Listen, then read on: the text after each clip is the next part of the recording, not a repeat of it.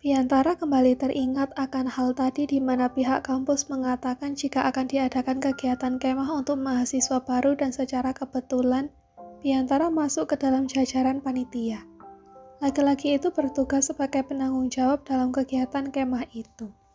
Bukan tanpa alasan Piantara mendapatkan posisi itu, sebab laki-laki itu memang sudah termasuk senior di kampus. Karena itulah dirinya bisa menjadi panitia dalam kegiatan itu. Mau tidak mau, Piantara harus mengikuti perkemahan itu. Dan kemah itu dilaksanakan selama 3 hari di Puncak Bogor. Tidak terasa waktu berputar dengan begitu cepat. Bahkan tidak terasa hari sudah sangat sore. Piantara yang baru saja menyelesaikan kegiatannya segera pulang ke rumah. Tubuhnya yang sudah cukup lelah membuatnya ingin segera merebahkan tubuhnya di ranjang. Membayangkan bagaimana empuknya ranjang di kamarnya membuat Piantara semakin tidak sabar untuk sampai di rumah. Tidak membutuhkan waktu lama, Piantara kini telah sampai di rumah. Dengan tergesa, laki-laki itu segera masuk ke kamarnya dan membersihkan diri. Suasana rumah kali ini terlihat cukup sepi. Entah kemana Aina sehingga wanita itu tidak terlihat batang hidungnya. Piantara menggeleng lalu memfokuskan dirinya pada tujuannya sebelumnya.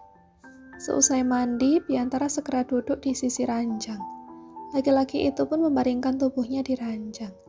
Sejenak dia memejamkan matanya, menikmati rasa nyaman saat tubuhnya sudah berbaring di tempat yang begitu dirindukannya. Tidak terasa, netra Piantara semakin terasa berat. Laki-laki itu pada akhirnya tertidur dengan begitu pulasnya. Sementara itu, Aina yang baru saja datang segera masuk ke kamarnya sendiri. Aina keluar dari kamar mandi dengan wajah yang lebih segar. Tentu saja tubuhnya yang lelah kini sudah terguyur oleh air dingin dan itu terasa begitu menyejukkan. Aina tidak dapat memungkiri hal itu sebab memang begitulah adanya.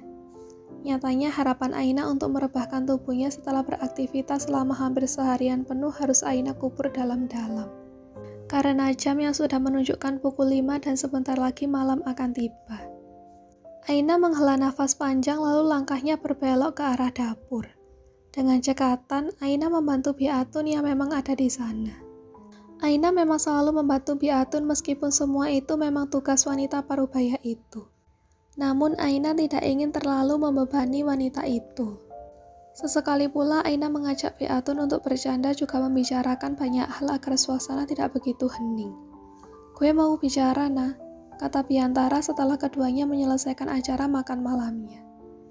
Ya, selepas bangun tidur tadi, Piantara memang segera menuju dapur setelah Biatun memanggilnya untuk makan malam bersama Aina. Aina yang sedang membereskan sisa peralatan makan malam mereka pun menoleh ke arah Piantara setelah mendengar perkataan suaminya.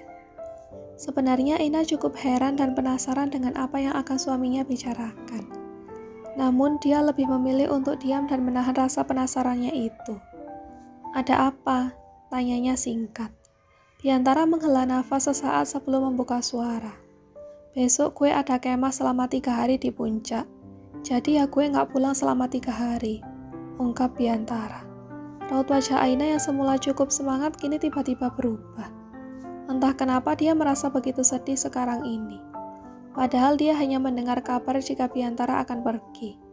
Sebenarnya dia pun bisa mengikuti kegiatan itu. Tetapi dia memiliki tanggung jawab yang sangat tidak mungkin jika harus dia tinggalkan begitu saja. Kemungkinan besar dia hanya bisa datang sebentar saja. Untuk mengecek, setelah itu dia harus kembali pada tugasnya. Kebetulan pula dosen pembimbing atau penanggung jawabnya adalah Pak Irsyad. Kenapa aku tiba-tiba jadi sedih seperti ini sih? Padahal kan hanya ditinggal sebentar saja. Ya ampun Aina, please jangan manja. Dalam hati Aina terus bergumam, merutuki dirinya sendiri yang tiba-tiba berubah menjadi lebih perasa dan sedih dari biasanya. Sebenarnya Aina sangat jarang bersikap seperti ini. Dan entah kenapa hari ini dia merasakan hal itu. Aina sendiri pun tidak mengerti kenapa hal itu terjadi. Aina memejamkan matanya, mencoba menenangkan diri. "Oh, silakan saja. Lagi pula gak ada urusannya juga dengan aku kan. Tapi aku pengen ingetin kamu supaya jangan lupa jaga diri baik-baik. Jangan lalai dan jangan ceroboh," peringat Aina dengan nada datarnya. Dia sama sekali tidak ingin Piantara merasa dirinya peduli dengan laki-laki itu. Karenanya dia bersikap tidak peduli. Meskipun pada kenyataannya dia merasa cukup sedih karena harus berpisah selama beberapa hari dengan Biantara. Biantara yang mendengar peringatan dari sang istri terkekeh pelan. Santai aja, lagian gue juga bisa jaga diri sendiri. Gue udah biasa kemah setiap tahun. Tapi gue boleh pesen satu hal gak sama lo. Kini tatapan Biantara terlihat serius. Apa? Tanya Aina. Kemanapun lo pergi, sebaiknya lo tetap pakai cadar. Soalnya lo jelek. Takut ada yang gak suka terus ditumpukin. Ujar Biantara yang terdengar begitu menyebalkan di telinga Aina. Apaan sih? Aina ngambek. Gue cuma bercanda, gitu aja ngambek. Lagian mana tahu gue lo cantik atau jelek. Cuma ya gue rasa cewek pakai cadar itu lebih aman aja. Contohnya Bunda, gak pernah ada yang jahatin dia. Ya gue takut aja kalau ada yang jahatin lo nantinya dan gue gak bisa nolongin karena lagi kemah. Kamu nyumpahin aku. Aina malah semakin salah paham. Loh kok jadi nyumpahin sih? Gue kan cuma ingetin. Aina menghela nafas berat lalu mengangguk. Jadi gimana? Bisa kan kalau kemana-mana pakai cadar? Tanya Biantara serius. Iya, jawab Aina patuh. Biantara tersenyum. Setelahnya Biantara segera bangkit dari duduknya dan kembali masuk ke kamarnya. Di kamarnya Bian segera menyiapkan barang-barang yang besok akan dibawanya. Aina yang masih berada di meja makan hanya bisa terdiam. Pada akhirnya harus menerima semua keputusan itu. Dia tidak bisa bersikap egois hanya karena dirinya. Lagi pula semua itu juga untuk Biantara. Aina sadar diri jika dirinya tidak bisa terlalu mengekang Biantara. Bagaimanapun Biantara masih memiliki tugas sebagai seorang mahasiswa dan dia harus mengerti akan hal itu. Kenapa rasanya berat sekali? Padahal ini bukan kali pertama. Tapi entah kenapa rasanya lebih berat, batin Aina. Setelah cukup lama dia merenung sendirian dengan ditemani kesunyian, Aina masuk ke kamarnya sendiri. Keesokan harinya, Biantara dan seluruh mahasiswa lainnya sudah harus berangkat ke daerah Puncak Bogor. Di hari pertama Bian pergi, Aina merasa begitu kesepian. Seperti sekarang ini contohnya. Wanita yang tengah duduk sendiri di sofa itu tidak henti memandang ke arah depan. Bayangan akan dirinya dan Biantara yang selalu berdebat membuatnya merasa rindu. Padahal ini baru hari pertama Bian pergi. Rasanya begitu sepi dan Aina tidak menyukainya. Helaan nafas kasar keluar begitu saja dari mulut Aina. Raut wajah wanita itu begitu lesu. Kenapa rasanya sepi banget ya, gak ada Bian? Ya ampun, ada apa sih dengan kepala aku? Kenapa mikirin Bian terus coba? Aina berdecak kesal. Dia tidak menyangka jika akan begini akhirnya. Pada awalnya dia merasa biasa saja dan tidak berpikir akan diselimuti kerinduan seperti ini. Namun ternyata bayangannya salah. Dirinya malah merasa rindu setengah mati pada Biantara seperti ini. Entah sudah berapa kali Aina menghela nafas kasar hari ini. Akan tetapi yang pasti ini semua karena Biantara. Lebih tepatnya rindunya pada Biantara. Sebenarnya Aina sendiri kesal pada dirinya karena tiba-tiba bersikap seperti ini. Semua ini bukanlah sikap Aina yang sebenarnya dan dia cukup kesal karena itu. Entah apa yang membuatnya seperti ini. Mau nelpon gengsi, gak nelpon rindu. Duh, dia bingung sendiri. Malam harinya, Aina yang baru saja menyelesaikan makan malamnya tiba-tiba mendengar dering ponselnya yang berbunyi. Dengan malas, Aina meraih benda itu. Sedetik kemudian, wanita itu berubah bersemangat saat melihat nama sang suamilah yang terpampang di layar ponselnya itu. Pucuk dicinta ulam pun tiba. Begitulah kira-kira gambaran perasaan Aina saat ini. Dengan cepat Aina menerima panggilan itu saking senangnya. Tidak lama kemudian terdengarlah suara Biantara dari arah seberang. Hal itu membuat Aina senang tak karuan. Dia benar-benar senang. Rasanya dia pun tidak bisa mengungkapkan seberapa bahagianya dia sekarang, akan tetapi yang pasti dia sangat bahagia. Walaupun begitu, Aina tetap menjaga sikapnya agar tidak terlihat begitu ketara jika dirinya pun sedang menunggu telepon dari Biantara. Halo, ada apa? Aina bertanya dengan nada ketusnya saat panggilan itu sudah tersambung. Dasar lo ya, ketus amat jawabnya. Tapi emang begitu sih kelakuan lo, dejak Biantara saat mendengar suara Aina. Tumben banget nelpon aku. Kenapa? Kangen? Aina kembali bertanya. Wanita itu tidak mempedulikan perkataan Bian tadi. Dalam diamnya, Aina merasa hatinya tiba-tiba menghangat karena perlakuan Biantara kali ini. Namun sebisa mungkin dia terus bersikap biasa saja. Aina kembali berdecak saat Biantara tidak kunjung membuka suara padahal sudah cukup lama keduanya saling terdiam. Kenapa malah diam aja?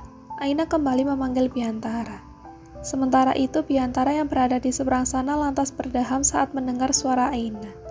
Dia tidak sadar jika terlalu lama terdiam. Ah, enggak. Gue sebenarnya cuma mau mastiin kalau lo masih hidup aja. Elak Biantara. Kurang ajar ya kamu. Aina mengumpat sambil memutar bola matanya malas. Gimana keadaan rumah? Baik-baik aja kan? Rumah ditanyain. Jawab Aina kesal. Terus lo maunya lo gitu yang ditanyain? Tanya Bian menggoda. Enggak, enak aja. Ya udah, gimana kabar lo? Tanya Bian. Aku baik-baik aja dan malah lebih senang karena kamu gak ada. Gak ada lagi yang marah-marah di sini. Hari ini aku benar-benar aman dan damai. Kata Aina bercanda yang mana nyatanya begitu berbanding terbalik dengan kenyataan yang ada. Dan juga kamu gak perlu khawatir karena aku bisa jaga diriku sendiri. Aku juga bisa melakukan banyak hal di sini karena gak ada kamu. Di mana dirinya malah merasa rindu pada Biantara. Namun dirinya memang sengaja tidak mengatakan hal itu pada suaminya. Biantara yang mendengar jawaban Aina pun berdecak sebal. Dasar. Aina pun kembali tersenyum saat mendengar dejakan sebal Biantara itu. Walau begitu, nyatanya dia senang karena secara tiba-tiba mendapatkan pertanyaan yang sebenarnya cukup sederhana dari sang suami. Pertanyaan mengenai kabar dirinya. Sebenarnya pertanyaan ini adalah pertanyaan yang wajar, tetapi bagi Aina ini adalah hal yang besar. Sebab dia tidak pernah mengira sebelumnya jika Biantara akan menanyakan hal itu padanya. Sungguh Aina tidak menyangka hal itu akan terjadi padanya. Aina tidak bisa menahan senyumannya. Dia begitu bahagia. Namun lagi-lagi Aina berusaha menampilkan raut biasa saja. Setelahnya mereka pun kembali bercanda. Candaan kecil yang semakin membuat Aina bahagia. Sebenarnya bukan candaan, melainkan lemparan umpatan kekesalan dari keduanya karena perdebatan dan pertengkaran kecil mereka. Hingga tiba-tiba terdengar suara perempuan yang memanggil nama Biantara dari arah luar. Dan Biantara yang tiba-tiba mematikan panggilan mereka. Bian. Panggilan itu semakin terdengar keras di telinga Aina sesaat sebelum Biantara mematikan ponselnya. Aina mengernyit heran saat dirinya tidak lagi mendengar suara Biantara dari sana. Setelahnya dia berdecak kesal saat menyadari jika sambungan telepon itu telah terputus. Aina sungguh kesal dengan sikap Biantara yang seperti itu. Bian, apa-apaan sih kok dimatiin? Tidak hanya itu, dalam hati wanita itu pun tidak henti-hentinya bertanya tentang siapa sebenarnya sosok wanita yang memanggil Biantara tadi. Rasanya dia begitu penasaran dengan wanita itu. Rasa takut pun seketika menyelimuti hati Aina. Dia takut jika di sana Biantara melakukan sesuatu yang akan menyakiti hatinya. Kenapa aku malah kepikiran buruk seperti ini? Tapi, siapa wanita tadi? Ujar Aina pelan. Siapa wanita itu sebenarnya? Teman Bian atau siapa? Nggak mungkin kalau dia mahasiswa baru karena mereka tidak mungkin memanggil Bian dengan namanya langsung. Lalu siapa? Apa mereka satu tenda? Pikiran-pikiran negatif tiba-tiba saja memenuhi kepalanya. Rasanya dia tidak bisa berpikir jernih sekarang ini. Dia merasa cemas saat mengingat bagaimana suara perempuan itu memanggil nama Biantara tadi. Aina semakin gusar dan tidak tenang sekarang. Terlebih Biantara yang langsung mematikan panggilannya tadi. Aina kembali berdecak kesal dan bertekad akan menyusul Biantara besok ke puncak. Dia merasa tidak akan tenang sebelum dirinya memastikan sendiri bagaimana Biantara di sana. Ya, sepertinya aku memang harus nyusul Biantara besok ke puncak. Aku nggak bisa diam saja seperti ini. Aku harus mencari tahu sendiri apa yang sebenarnya terjadi di sana.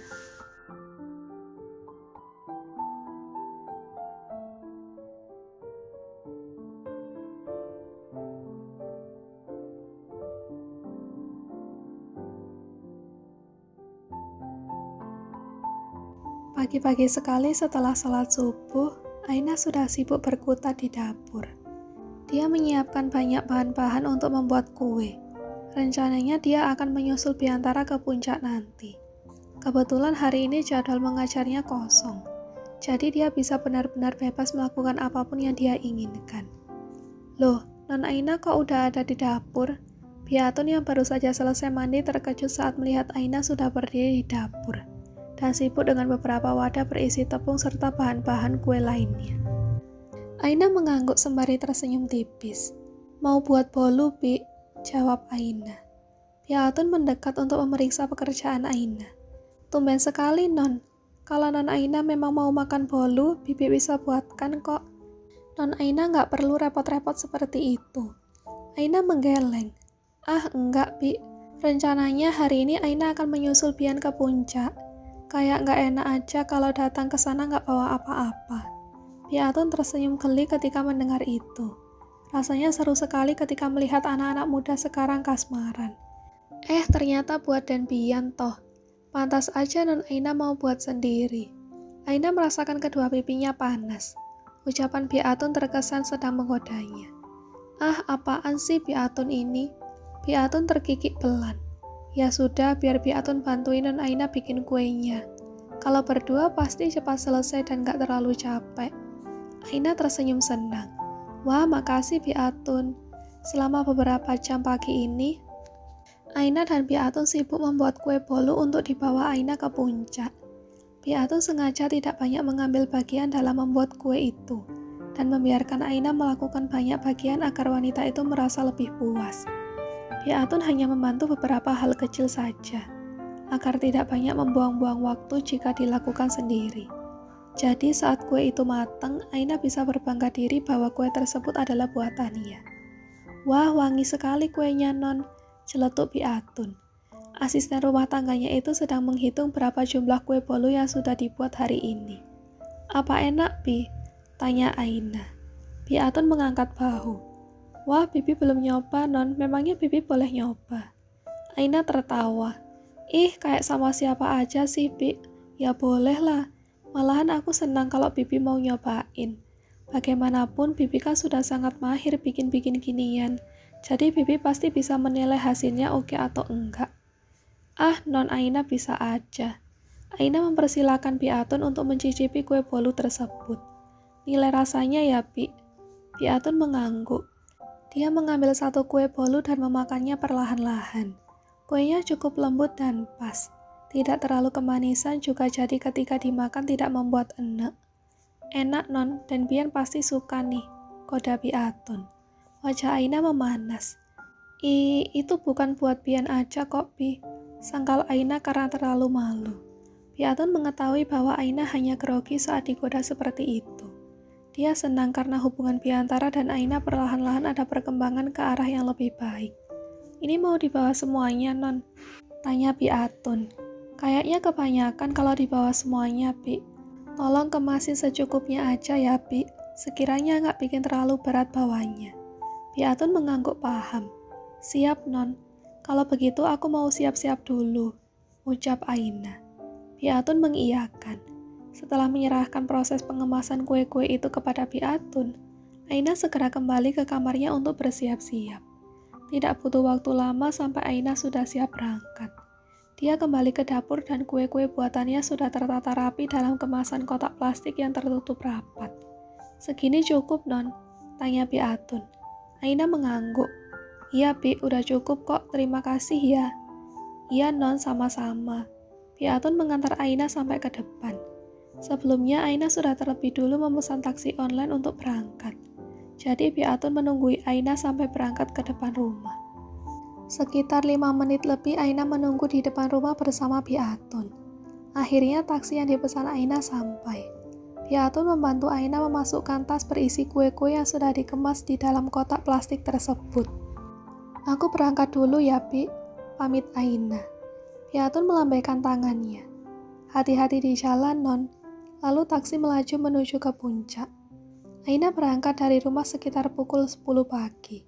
Dan perjalanan ke puncak cukup lama mengingat jarak rumah ke sana lumayan jauh. Taksi yang dipesan oleh Aina beberapa kali berhenti di masjid terdekat untuk Aina melaksanakan sholat. Karena perjalanan jauh dan Aina memang meminta beberapa kali berhenti untuk sholat di masjid, dia membayar lebih kepada taksi tersebut.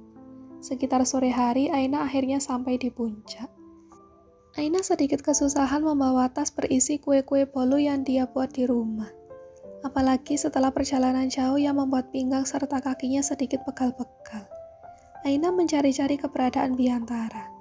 Tetapi yang dia temukan adalah beberapa mahasiswa lain yang langsung menunduk dan menyapanya dengan sopan. Aina mulai lelah karena tidak kunjung bertemu dengan Biantara.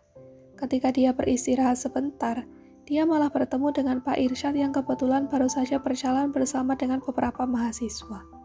"Loh, Bu Salsa ada di sini," sapa Pak Irsyad. Aina yang lumayan letih berusaha memaksakan senyum. "Oh, Assalamualaikum Pak Irsyad." "Waalaikumsalam. Kamu kesini sama siapa, Bu Salsa?" tanya Pak Irsyad. "Sendirian, Pak. Tadi saya kesini naik taksi online." "Memangnya Bu Salsa mencari siapa?" Aina tercekat. Tidak mungkin dia bilang bahwa dia kesini untuk bertemu dengan Biantara. "Oh, tidak mencari siapa-siapa kok, Pak. Kebetulan hari ini jadwal mengajar saya kosong. Jadi saya datang ke sini karena penasaran dengan pentas seni dan api unggun nanti malam." "Tidak apa-apa kan, Pak?" Pak Irsyad tertawa. "Duh, tentu saja nggak apa-apa, Bu Salsa. Malah lebih seru dong kalau ada Bu Salsa juga di sini." Aina memaksakan senyum. "Hahaha, iya. Kalau begitu ayo kita ke tempat panitia, Bu. Kayaknya Bu Salsa capek banget nih habis perjalanan jauh. Bu Salsa bisa istirahat dulu di sana." Aina mengangguk. "Terima kasih, Pak." Pak Irsyad mendekati Aina. "Biar saya bawakan tasnya. Kayaknya berat banget." Nggak apa-apa, Pak. Sebenarnya nggak berat kok. Ini saya cuma kelihatan capek karena pegal-pegal aja terlalu lama duduk di taksi." Namun Pak Irsyad tidak mengindahkan ucapan Aina dan tetap memaksa mau membawakan tas berisi kue bolu yang dibawa Aina. Karena tidak mau membuat keributan atau memperpanjang persoalan yang tidak terlalu penting, Aina akhirnya diam saja dan menerima saat Pak Irsyad membawakan tas itu sampai mereka ke tempat para panitia. Tepat ketika Aina sampai di tempat para panitia, Biantara ada di sana dan sedang berdiskusi bersama dengan para panitia lainnya. Biantara menoleh dan bertemu pandang dengan Aina. Mereka saling bersitatap selama beberapa saat sebelum kemudian Biantara dipanggil oleh salah satu rekan panitianya. Tatapan Biantara kepada Aina seolah mengisyaratkan bahwa dia enggan untuk pergi. Tetapi panggilan tugas sebagai panitia tidak bisa diabaikan begitu saja. "Pak, isi tas itu kue bolu. Bagikan saja ke para panitia. Mereka kayaknya capek ngatur kegiatan," ucap Aina. Pak Irsyad terkejut. "Loh, jadi Bu Salsa jauh-jauh ke sini sambil bawa kue juga?" Aina tertawa canggung. "Nggak enak kalau datang ke sini dengan tangan kosong," jawabnya. "Nggak apa-apa sebenarnya, Bu, tapi terima kasih banyak loh." Pak Irsyad kemudian segera memanggil para panitia untuk berkumpul di sana. Pria itu membagi-bagikan kue bolu yang dibawa Aina kepada semua panitia. Dia bahkan dengan kagum terus memuji-muji Aina yang rela datang jauh-jauh sambil membawakan kue. "Bagaimana? Apa kuenya enak?" tanya Pak Irsyad. "Enak banget dong," jawab beberapa mahasiswa yang menikmati kue itu dengan lahap. Aina tersenyum canggung. Biantara juga ada di antara para panitia itu, dan dia juga memakan kue bolu yang dibawa Aina. Aina terus memperhatikan, ingin tahu apakah Biantara menikmatinya atau tidak. "Ini buatan Bu Salsa sendiri loh. Siapapun yang jadi suaminya pasti bangga banget bisa punya istri jago bikin kue seperti ini," puji Pak Irsyad. Aina sebenarnya tidak nyaman terlalu dipuji seperti itu oleh orang lain. Apalagi pujian itu bermaksud ditujukan kepada orang lain yang dalam hal ini adalah mahasiswanya sendiri. Dia adalah seorang dosen, dan meninggikan diri sendiri di depan mahasiswanya terasa tidak pantas. Ya meski yang melakukan itu bukan Aina sendiri melainkan Pak Irsyad. "Kenapa nggak segera ngelamar Bu Salsa aja kalau gitu, Pak?" celetuk salah satu mahasiswa. Dia jelas hanya bercanda. Tetapi candaan itu ditanggapi oleh panitia lain dengan suitan dan godaan lain yang semakin riuh. Pak Irsyad tertawa. "Kalau Bu Salsanya mau sih bisa langsung ke KUA." Suara godaan dan suitan dari para panitia semakin kuat. Aina merasa tidak nyaman. Tetapi dia hanya diam saja sebab tidak mau membuat suasana menjadi buruk kalau memprotes. Tampaknya baik Pak Irsyad maupun para mahasiswa yang menjadi panitia cukup senang dengan topik perjodohan sepihak antara Pak Irsyad dan Bu Salsa. Jadi jelas mereka senang sekali melakukannya. Tidak ada yang tahu bahwa ada satu mahasiswa yang sejak tadi diam saja. Di antara fokus memakan kue bolu buatan Aina, dan tidak mengatakan apa-apa di saat teman-temannya sibuk menggoda Pak Irsyad dan Bu Salsa. Rasanya menjengkelkan sekali melihat istrinya sendiri sedang dijodoh-jodohkan dengan pria lain di depan hidungnya. Matanya. Karena sudah kepalang kesal, Biantara langsung berdiri dari sana. Tindakan tiba-tiba itu membuat rekan-rekan sesama panitia terkejut. "Loh, mau kemana lo, Bi?" tanya salah satu rekannya. Seorang pemuda ceria yang sejak tadi paling semangat menggoda Pak Irsyad dan Aina. Biantara melirik pemuda itu dengan tatapan tajam. "Cari angin," jawabnya asal. Padahal mereka saat ini posisinya ada di puncak yang tentu saja banyak angin. "Cari angin? Memangnya di sini nggak ada angin ya?" Biantara mendesak pelan. "Capek kuping gue dengerin bacotan lo. Kebas telinga gue," keluh Biantara. Dia bahkan tidak segan-segan menunjukkan kekesalan kepada rekan sesama panitianya. Mendengar hal itu, rekan sesama panitianya langsung cemberut. Tetapi dia tidak marah sebab semua sudah tahu bagaimana sifat Biantara, dan betapa entengnya dia saat berkata agak kurang ajar. Biantara mengabaikan mereka dan segera pergi dari Aina. Aina memperhatikan gerak-gerik Biantara yang tampak kesal. Dia sendiri kecewa saat Biantara pergi dari sana, tetapi tetap berusaha bersikap biasa saja. Godaan demi godaan terus dilayangkan para mahasiswa itu kepada Aina dan Pak Irsyad. Karena sudah tak tahan lagi dan ingin segera bertemu dengan Biantara, Aina akhirnya berdiri dan hendak pamit pergi. "Maaf ya, saya mau jalan-jalan dulu," ucap Aina tiba-tiba. Pak Irsyad yang sejak tadi tertawa-tawa langsung berhenti. "Bu Salsa mau saya temani?" Aina langsung menggeleng kencang.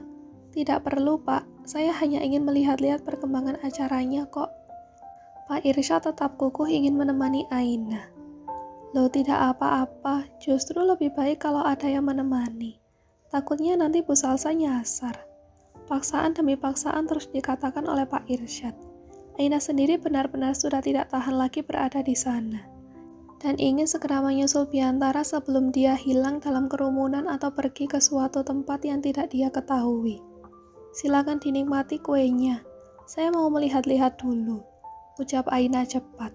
Dia tidak lagi menunggu jawaban Pak Irsyad dan langsung pergi meninggalkan area itu. Selama berjalan, Aina menengok ke segala arah untuk menemukan keberadaan Biantara. Dia kebingungan mencari kemana Biantara pergi. Padahal dia kesini untuk bertemu dengan suaminya.